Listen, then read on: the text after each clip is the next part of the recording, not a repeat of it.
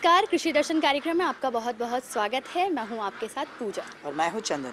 बिल्कुल, खबरों की शुरुआत करेंगे सबसे पहले कृषि समाचार से, जिसके अंतर्गत हम जानेंगे मौसम के मिजाज के बारे में और मंडी भाव के बारे में। बिल्कुल, साथ ही जानेंगे कृषि जगत से जुड़ी तमाम खबरों के विषय में। तो देर नहीं करते हैं, सबसे पहले चलते हैं कृषि समाचार जानते हैं। नमस्कार, कृषि समाचार में आपका स्वागत है। आपके साथ मैं हूं सबा गुलरेज। राज्य में झारखंड जैविक कृषि प्राधिकार की ओर से जैविक विधि से मसाला फसलों के उत्पादन के लिए जैविक मसाला मिशन की शुरुआत की गई है। इस मिशन के अंतर्गत लगभग 7,000 हेक्टेयर खेत में मसाले जैसे अदरक, हल्दी, मिर्चा, धनिया आदि फसलों की जैविक खेती की जाएगी। राज्य सरकार का मानना है कि जैविक खेती की सफलता के लिए ये भी जरूरी है कि हर दृष्टिकोण से जैविक खेती से 100% लाभ उठाया जाए।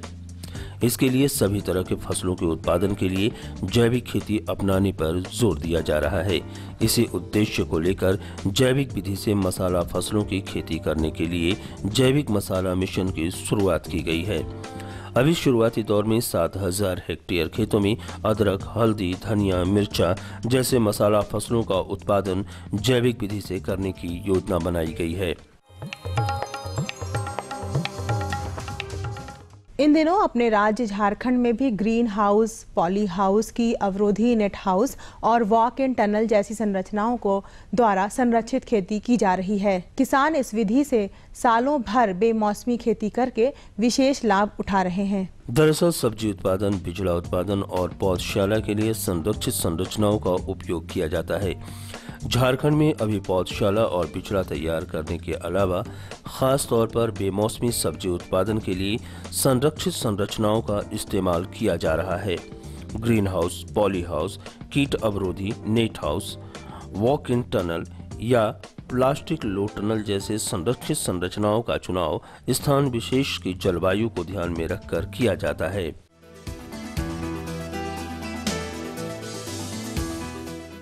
तिलहन फसल सरसों और तोरी में लाही नामक कीट लग जाता है। लाही हरा काला रंग का छोटा छोटा चिपचिपा कीट होता है, जिसके आक्रमण से उपज में भारी कमी आ जाती है। लाही कीट के नियंत्रण के लिए मिथाइन डिमेटोन या मोनोक्रोटोफास का व्यवहार करें। सरसों और तोरी में लगने वाले लाही पौधे की पत्तियां, कोमल डंठलों, फूलों और हरी हरी फलियों का रस चूसकर उन्हें कमजोर बना देता है। अत्यधिक आक्रमण की स्थिति में उपज में भारी कमी आ जाती है। कृषक बंधु लाही कीट के नियंत्रण के लिए कीटनाशी मिथाइल डिमेटोन 1 मिलीलीटर प्रति लीटर पानी की दर से घोल बनाएं या मोनोक्रोटोफास 1 मिलीलीटर प्रति लीटर की दर से घोल बनाकर सरसों और तोरी की फसलों पर छिड़काव करें। औषधीय पौधा सतावर की कंदील जड़ें आँखों के लिए और डायबिटीज नियंत्रण के लिए कारगर दवा है।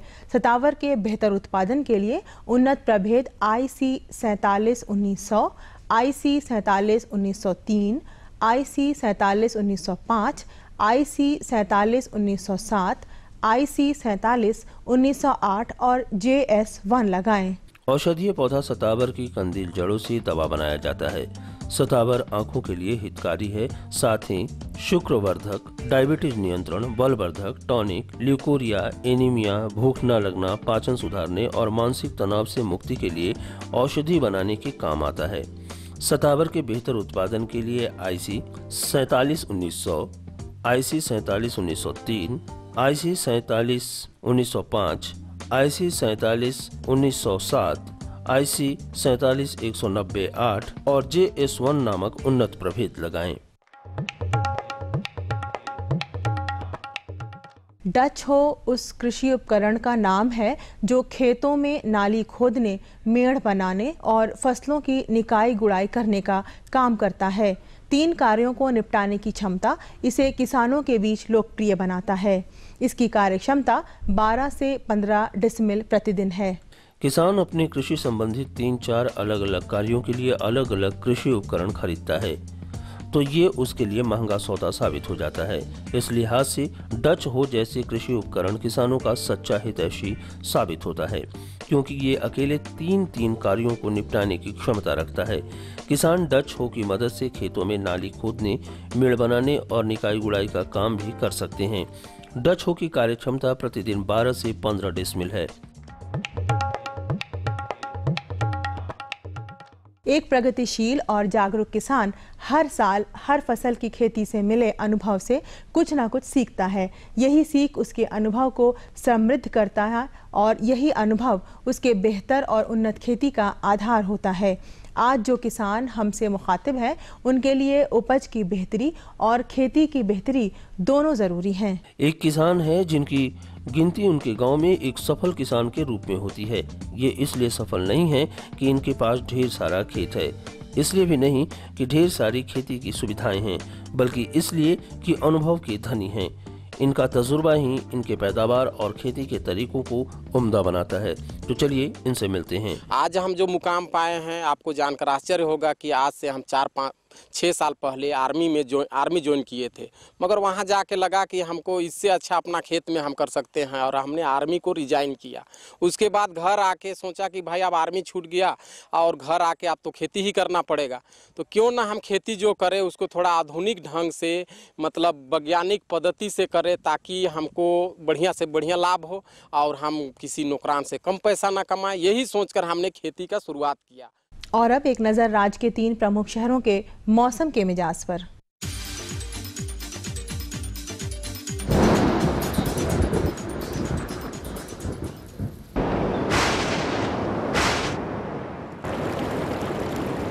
आज राज्य के 3 प्रमुख नगरों के 10 तापमान इस प्रकार हैं। रांची का न्यूनतम तापमान 11.8 डिग्री सेल्सियस और अधिकतम 24.7 डिग्री सेल्सियस। जमशेदपुर का न्यूनतम तापमान 18.7 डिग्री सेल्सियस और अधिकतम 25.2 डिग्री सेल्सियस। मेदिनीनगर का न्यूनतम तापमान 15.8 डिग्री सेल्सियस और अधिकतम 24 डिग्री सेल्सियस। और अब मंडी भाव में आइए नजर डालते हैं अनाजों के भाव पर।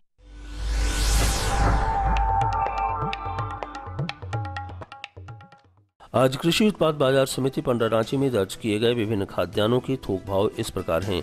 चावल मोटा 1800 रुपये से 1900 रुपये, चावल मध्यम 2000 रुपये से 2100 रुपये, चावल उत्तम 2200 रुपये से 2300 रुपये, गेहूं 1300 रुपये से 1400 रुपये, चना 4900 रुपये से 5100 रुपये, दाल अरहर 6100 रुपये से 7000 रुपये, दाल मसूर 4200 रुपये से 4500 रुपये, दाल चना 5600 रुपये से 6000 रुपये, सरसों तेल 10200 रुपये से 10300 रुपये, चीनी 3600 रुपये से 3700 रुपये, आलू 1400 रुपये से लेकर 1550 रुपये और प्याज 1300 रुपये से 1350 रुपये प्रति क्विंटल रहा। कृषि समाचार में आज इतना ही। अगले दिन अगले अंक में फिर मुलाकात होगी कुछ ताज़ा तरीन खबरों के साथ। तब तक के लिए दीजिए इजाजत। नमस्कार, जोहार। अभी आप देख रहे थे कृषि समाचार, जिसके अंतर्गत आपने जाना मंडी भाव के विषय। और बताओ। बस। अरे ये क्या भैया जी, बस इतनी सी रासायनिक खाद? किसानी छोड़ रहे हो क्या? किसानी नहीं, नादानी छोड़ रहे हैं। मिट्टी की जांच कराई है। अब तो लालाजी जितनी जरूरत है उतने ही उर्वरक खेत में डालेंगे। हाँ, किसान भाई आज ही अपने जिले की नजदीकी भूमि परीक्षण प्रयोगशाला में मिट्टी की जांच जरूर करवाएं और मिट्टी में पोषक तत्व, नमी व पौधे के विकास को देखते हुए केवल जरूरत के अनुसार ही पोषक तत्व डालें। और हाँ, मिट्टी में गंधक, जस्ता, बोरोन जैसे सूक्ष्म पोषक तत्वों का पता लगाना भी न भूलें। उर्वरक और जैविक खाद के सही उपयोग से भूमि का उपजाऊपन बनाए रखें, उत्पादकता बढ़ाएं, खर्चा घटाएं और बहुमूल्य विदेशी मुद्रा बचाने में भी सहयोग दें। और हाँ, धीमी गति से नाइट्रोजन उपलब्ध कराने वाले उर्वरकों जैसे नीम लेपित यूरिया को प्राथमिकता दें और यूरिया का पत्तों पर छिड़काव करें। अरे वाह, तू तो सचमुच समझदार हो गया रे। अधिक जानकारी के लिए संपर्क करें जिला कृषि अधिकारी या किसान कॉल सेंटर। अम्मा खाना दे दो ना। सबर कर गोलू, अभी दाल नहीं गली है। तू फिक्र ना कर गोलू की अम्मा, अब की बार अपनी दाल खूब गलेगी। क्या मतलब जी? अब की बार NFSM के तहत दाल की पैदावार को बढ़ाने के तरीकों को दिखाने के लिए देश में 1000 क्षेत्र चुने गए हैं, जिसमें हमारा इलाका भी आ गया है। पर इससे हमें क्या फायदा? हमें 5 एकड़ खेती के लिए खाद और कीटनाशक के अलावा बढ़िया बीजों की एक मिनी किट भी मिलेगी। इतनी दाल का करेंगे क्या जी? अरे भगवान, सरकार ने दलहन का समर्थन मूल्य भी खूब बढ़ा दिया है और इनकी खरीद का भी पूरा इंतजाम कर लिया है। इससे आमदनी बढ़ेगी और फिर हमारा गोलू अच्छे स्कूल में जाकर के कृषि वैज्ञानिक बनेगा। हाँ। किसान भाइयों नमस्कार, कृषि दर्शन कार्यक्रम में आपका बहुत बहुत स्वागत है। किसान भाइयों, अभी ठंड का मौसम है और हमारे खेतों में बहुत तरह की सब्जियां लगी हुई हैं। कई बार ऐसा होता है कि अगर हम सामयिक कृषि कार्य नहीं कर पाते हैं तो हमें घाटा उठाना पड़ता है। इसलिए ज़रूरी है कि हम जानें कि किस तरह से सब्जी फसलों में सामयिक कृषि कार्य कर सकते हैं। जी हाँ किसान भाइयों, बिल्कुल ठीक समझ रहे हैं आप। आज का जो विषय है जीवंत फोन इन का, वह है सब्जी फसलों में सामयिक कृषि कार्य। और इस विषय पर बातचीत करने के लिए हमारे साथ हैं ICAR के पूर्वी क्षेत्र के अनुसंधान केंद्र के मुख्य वैज्ञानिक डॉक्टर AK सिंह। सर, आपका इस कार्यक्रम में बहुत बहुत स्वागत है। नमस्कार। किसान भाइयों, सब्जी फसल से जुड़ी हुई कोई भी समस्या हो, कोई भी जानकारी हो, तो आप हमारे फ़ोन नंबर पर हमारे विशेषज्ञ से सीधे बातचीत कर सकते हैं। हमारा फ़ोन नंबर है 0651 2284 553। तो किसान भाइयों, आप उठाइए फ़ोन और सीधे हमारे विशेषज्ञ से प्रश्न पूछिए, जानकारियाँ हासिल कीजिए कि किस तरह से आप सब्जी फसलों की सामयिक देखभाल कर सकते हैं। डॉक्टर साहब, जैसा कि हमने शुरू में ही कहा कि बहुत तरह की फसलें इस वक्त लगी हुई हैं। ख़ास करके हमको लगता है कि फूल गोभी की फसल लगी हुई होगी, पत्ता गोभी होगी, मिर्चा की फसल होगी, शिमला मिर्च होगी, तमाम तरह की फसलें लगी हुई हैं। तो जो अभी ठंड का मौसम चल रहा है, तो किस तरह से सामयिक कार्य की शुरुआत करें, किस तरह का काम करें ताकि उनको सब्जी फसल की देखभाल वो अच्छी तरह से कर सकें? देखिए, हमारे झारखंड प्रदेश में सब्जी फसलों की खेती बहुत ही बड़े पैमाने पे होती है और ये नकदी फसल के रूप में भी जानी जाती है। क्योंकि अभी ये नवंबर का महीना है कि सब्जी फसलें जो भी, इनको कम तापक्रम और ठंडा मौसम बहुत ही अच्छा होता है इनके लिए। और यही ऐसा मौसम से मुख्य मौसम आप कह सकते हैं, जिसमें कि बहुत सारी सब्जियां किसान भाइयों के खेत पे इस समय खड़ी होंगी या वो लोग बुआई की तैयारी कर रहे होंगे। इनमें अगर हम देखें तो टमाटर, बैगन, मिर्चा। डॉक्टर साहब, हम आपको रोकना चाहेंगे, एक किसान भाई हमारे साथ जुड़े हुए हैं। हेलो। हेलो, नमस्कार, कृषि दर्शन कार्यक्रम में आपका बहुत बहुत स्वागत है। कहाँ से बोल रहे हैं और क्या प्रश्न है आपका? अमर मांझी बारेटी गांव से बोल रहे हैं जी। हम आलू लगाए और बहुत मतलब कीड़ा लग गया है जी। दवा भी दिए हैं और मतलब कीड़ा फिर लग के पूरा पौधा हमारा मर जा रहा है। अच्छा, देखिए मतलब डॉक्टर साहब से हम उपाय जानना चाह रहे हैं कि कौन दवा लगाएं हम, मतलब कि हमारा आलू फसल में जो कि हमारे प्रदेश में तो कुछ किसान भाई अभी लगा रहे होंगे और कुछ लगा चुके होंगे। पत्ते पर मुख्य रूप से कीड़े की हम बात करते हैं तो इसमें कीड़े से ज़्यादा बीमारी की समस्या आती है। एक तो अगेती झुलसा और पछेती झुलसा, दोनों बीमारियां इसमें आती हैं। कीड़े की रोकथाम के लिए आपको मोनोसिल या मोनोक्रोटोफास दवा मिल रही है, तो उसमें कोई भी दवा बाजार में उपलब्ध है। 2 ml दवा 1 लीटर पानी में घोल बना के छिड़काव करें तो कीट का नियंत्रण इससे होगा। लेकिन उससे ज़्यादा कि मौसम बदल रहा है, अगर बारिश होगी, वातावरण में नमी है, तो आपको अगेती और पछेती झुलसा का भी प्रकोप होने की संभावना ज़्यादा होती है। और इसके लिए हम डायथेनियम 45 या रेडोमिल MZ 75 दवा आती है। 2 से 2.5 ग्राम दवा 1 लीटर पानी में घोल बना के अगर आप छिड़काव करते हैं तो अपनी फसल, आलू की फसल को आप इन बीमारियों और कीड़े मकोड़े से बचा पाएंगे। बिल्कुल, उम्मीद है कि आपको आपके प्रश्न का उत्तर मिल गया होगा। हम बात कर रहे थे सब्जी फसलों की सामयिक देखभाल की। तो मैंने बताया कि अभी किसान से मुख्य रूप से टमाटर ऐसी नकदी फसल है जो कि पूरे साल किसान भाई खेती करते हैं एवं बरसात के मौसम में अच्छा पैसा कमाते हैं। बैगन की बात होगी, बैगन भी किसान भाइयों खेत पे भी लगा हुआ, एकदम तुड़ाई की अवस्था भी आ गई है। इसके अलावा बहुत सारी सब्जियां जैसे फूल गोभी, मिर्चा, शिमला मिर्चा, बंद गोभी, पात गोभी, फ्रांस बीन, बहुत सारी सब्जी किसान भाइयों के खेत पे होंगी।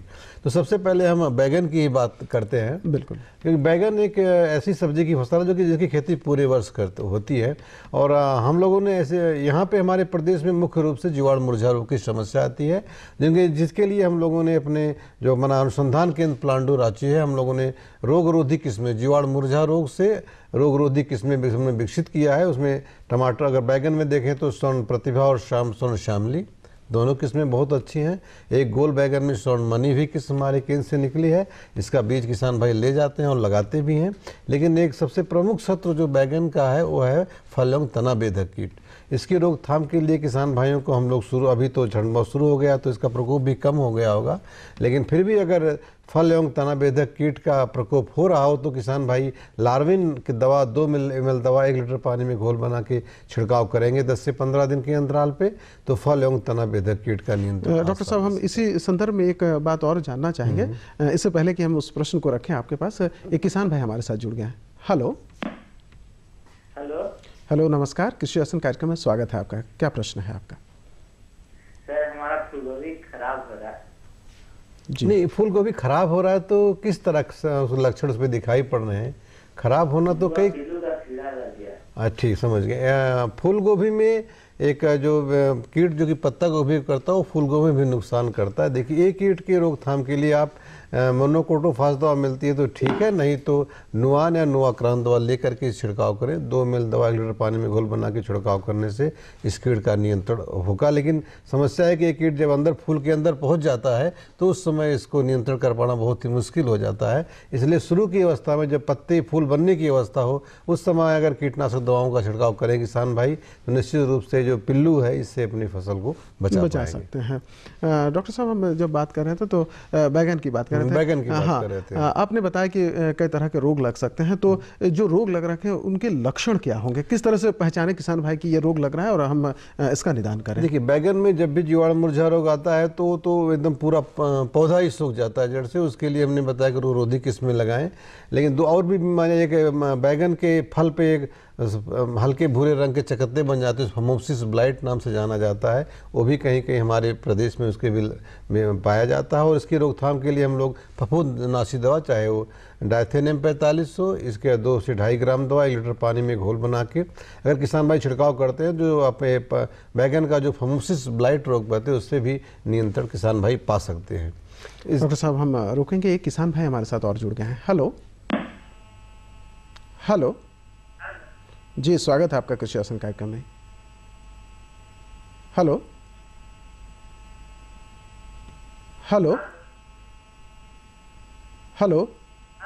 हाँ, क्या प्रश्न है आपका?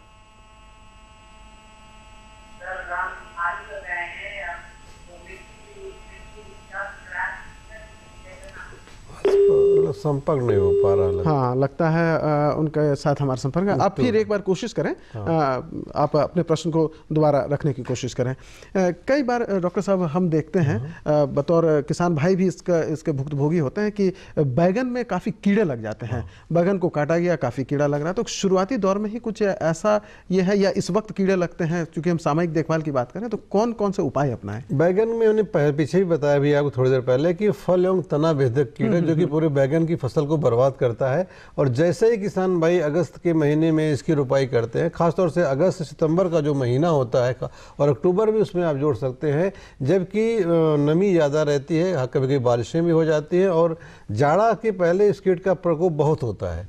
ये फूल खिलते समय ही और जैसे ही लगाने के बाद पत्ते में ऊपर इसके घुस जाता है और पौधे को खराब कर देता है। साथ साथ बाद में फूल वाली अवस्था में फूल में जो है क्रॉल करके अंदर बैठ जाता है और फल के अंदर अंदर पूरे फल को, यही वजह है कि पता नहीं चल पाता। तो मैंने बताया इसके नियंत्रण के लिए आप फूल वाली अवस्था में लार्विन दवा का छिड़काव करेंगे। लार्विन दवा का छिड़काव करने से इसे रोका जा सकता है। एक किसान भाई हमारे साथ और जुड़ गए हैं। हेलो जी, स्वागत है आपका कृषि दर्शन कार्यक्रम में। क्या प्रश्न है आपका? जी, आपकी आवाज हम तक पहुंच रही, क्या प्रश्न है आपका? जी नमस्कार, कृषि दर्शन कार्यक्रम में आपका स्वागत है। क्या प्रश्न है आपका? मटर में कीड़ा पड़ गया है, उसको क्या फूले हुआ करके उसको कैसे किया जाए? कौन सा मटर में जबकि वो फल बेधक कीट हमको लगता है प्रकोप हुआ होगा कि मटर में और दूसरा कीट अभी नहीं नियंत्रण कर पाता। उसके लिए हम लोगों ने देखा है कि जो मैंने पीछे भी कीटनाशक दवा का नाम लिया उसका प्रयोग करें। नहीं, आजकल बाजार में बहुत सारे जैविक दवाएं भी आ रही हैं, उनका भी प्रयोग आप कर सकते हैं। 1 से 1.5 मिलीलीटर दवा 1 लीटर पानी में घोल बना के अगर आप डालेंगे तो जितने भी कीड़े मकोड़े हैं सब्जियों के, चाहे वो टमाटर पे हों या बैगन पे हों, उनका नियंत्रण आसानी से हो जाएगा और मटर में भी उसी से नियंत्रण संभव हो पाता है। बिल्कुल, हम बात कर रहे थे बैगन की, टमाटर की भी खेती बड़े पैमाने पर कर रहे हैं टमाटर किसान में भाई। मुख्य रूप से अभी कीड़े की अगर हम बात करते हैं तो उसमें एक फल बेधक कीट का प्रकोप होता है। हमने पहले भी बताया किसान भाइयों कि जब भी वो टमाटर की खेती करें तो अगर वो गेंदे का फूल का 15 से 16 लाइन के बाद एक लाइन गेंदे के फूल का लगा देंगे तो क्या होता है, जो इसका फल बेधक कीट होता है इसकी मादा गेंदे के फूल पे अंडे दे देती है और उस जो हमें नुकसान उसका हमारे टमाटर के फल पे होता है वो बहुत ही कम हो जाता है। इस तरह से एक प्राकृतिक नियंत्रण भी हो जाता है और कम दवाएं हमको छिड़कनी पड़ती है। अगर फिर भी नहीं हो पाता है तो हम लोग डेसिस नाम की एक दवा बाजार में आती है, 1 से 1.5 मिलीलीटर दवा 1 लीटर पानी में घोल बना के छिड़काव करेंगे किसान भाई, तो जो ये फल वेधक कीट है निश्चित रूप से उनके टमाटर की फसल में नहीं लग पाएगा। इसके अलावा भी बहुत सारी सब्जियां लगी हुई हैं। टमाटर के बारे आपने बताया, बैगन के आपने बारे में बताया, फूलगोभी के बारे में भी हमारे किसान भाई जानना चाहिए क्योंकि फूलगोभी की खेती बड़े पैमाने पर हो रही है। तो फूलगोभी की सामूहिक कृषि कार्य के लिए आप क्या सलाह देंगे किसान? फूलगोभी में देखिए, फूलगोभी की खेती तो हमारे झारखंड प्रदेश में पूरे साल पे होती है और अभी जो नवंबर का महीना है अभी भी किसान भाई फूलगोभी की रोपाई पछेती किस्मों का कर रहे होंगे या करेंगे, जो कि मार्च अप्रैल मई में जिनका कि फूल हमको मिलेगा। और इसमें फूलगोभी में मुख्य रूप से जो बीमारियां आती हैं, इसमें पत्ते पर कई बार गोल रंग के धब्बे पड़ जाते हैं, उन्हें फफूंद जनित दवाओं का छिड़काव करने की सिफारिश हम लोग करते हैं और रेडोमिल एमजेड 75 दवा का छिड़काव करने की सिफारिश करते हैं। इस विषय पर हम और बातचीत करेंगे। एक किसान भाई हमारे साथ जुड़ गए हैं। हेलो हेलो जी, स्वागत है आपका कृषि दर्शन कार्यक्रम में। हेलो जी, आपकी आवाज हम तक पहुंच रही है, क्या प्रश्न है आपका? सर, मैं जानना चाहता हूँ कि मेरा जो खेत है उसमें मैंने लगाया हुआ हरी में और उसकी जो पौधा है ठीक से ग्रोथ नहीं कर रही है, उसमें फूल भी नहीं आ रहे हैं। देखिए हरी मिर्च, मैं जानना चाहता हूँ कि उसका कौन सी ऐसी बीमारी है या उसको दूर करने के लिए कौन सी दवा की यूज करूँ कि ठीक से पौधा का विकास हो सके और उसमें फूल और फल दोनों लगे। देखिए मिर्च की खेती में प्राय किसान हम लोग देखते हैं कि अभी नवंबर के जो अभी मिर्च फूलने और फलने का समय है, जो किसान भाई मिर्च लगाए हो मिर्च की तुड़ाई करके बाजार में भेज रहे होंगे। अभी मिर्च के लगाने की सिफारिश हम लोग नहीं करते क्योंकि अभी नवंबर में ठंड काफ़ी हो जाती है और जो कि पौधे के बढ़वार और फूल आने के लिए कम से कम थोड़ा गर्म और हल्का तापक्रम की आवश्यकता होती है। अभी ठंड का मौसम जैसे बढ़ेगा फूल भी कम होना शुरू हो जाएगा। फिर भी आपको इसमें अच्छे ढंग से निराई गुड़ाई करके कोई नत्रजन, फास्फोरस और पोटास, कई बार हम लोग देखते हैं किसान भाई संयुक्त उर्वरक का एक संतुलित प्रयोग नहीं कर पाते हैं कोई किसी की मात्रा ज़्यादा, किसी की मात्रा कम या समय पर नहीं हो समय पर। इसे पौधे के मुख्य पोषक तत्व की हम बात करें तो नत्रजन, फास्फोरस, पोटास तीनों का उचित मात्रा में डालना बहुत ही आवश्यक है। तो तब जा करके अच्छी हो। एक किसान भाई और हमारे साथ जुड़ गए हैं। हेलो